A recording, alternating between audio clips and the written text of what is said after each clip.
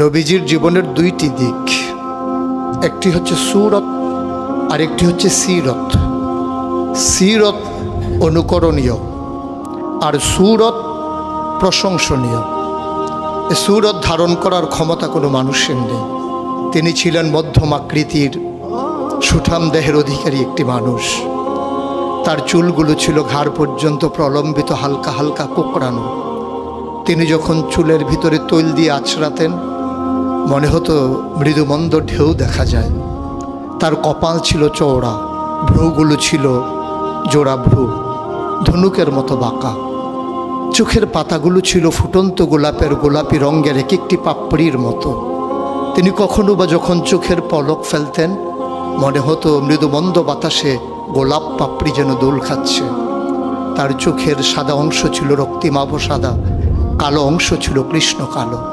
তার নাকটা ছিল খাড়া, নাকের ছিদ্রগুলো ছিল ছোট ছোট। নাকের নিচে ছিল সরু চিকন গোঁফ, গোঁফের নিচেই সেই গোলাপি রঙের ঠোঁট। তার ঠোঁটগুলো যখন কখনো বা মুচকে হাসত, গোটা পৃথিবীর মানুষ অবাক বিস্ময়ে দেখত গোটা পৃথিবীতে যেন বিজলি চমকিয়েছে। তিনি কখনো বা যখন এই রাস্তা দিয়ে হেঁটে যেতেন, 1 মাস পরেও কখনো যখন সাহাবা হাঁটতেন তার গায়ের জান্নাতি গন্ধ তারা পেতেন। মায়েরা উম্মাহাতুল মুমিনিন যারা, তারা নবীর যখন কখনো এই ঘামে ভেজা শরীর নিয়ে ঘরে ঢুকতেন, কপালের ভিতরে মুক্তোর দানার মতো ঘামগুলো যখন জমে থাকতো, মায়েরা ছোট্ট শিশি খুঁজে সেই ঘামগুলো শিশিতে ভরে জমা রেখে দিতেন, কখনো বা ঈদে কোনো অনুষ্ঠানে যেন আতর হিসেবে ব্যবহার করতে পারেন। এই সুরত ধারণ করা কোনো মানুষের সাধ্যর বাইরে। কখনোই কোনো মানুষ এই সুরত ধারণ করতে পারবে না চেষ্টা করলেই। কিন্তু তার সিরত যেটা অনুকরণীয়, অনুপম আদর্শ। তিনি এসেছিলেন এই জন্যে, ওয়ামা আরসালনাকা ইল্লা রাহমাতাল লিল আলামিন। তিনি ছিলেন রহমত গোটা ধরনীর জন্যে। যেমন করে আল্লাহ বলেছেন, ফাবিমা রাহমাতিন মিনাল্লাহি লিনতা লাহুম ওয়ালাউ কুনতা ফাজ্জান গালিজাল কলব লানফাদ্দু মিন হাওলিক ফাআফু আনহুম ওয়াস্তাগফির লাহুম ওয়াশাওিরহুম ফিল আমর ফাইজা আযামতা ফাতাওয়াক্কাল আলাল্লাহ ইন্নাল্লাহা ইউহিব্বুল মুতাওয়াক্কিলিন। তিনি এসেছিলেন তেমন করে। কেন তাকে পাঠানো হয়েছিল? আল্লাহ নিজেই বলেছেন, লাকাদ কানা লাকুম ফি রাসূলিল্লাহি উসওয়াতুন হাসানা।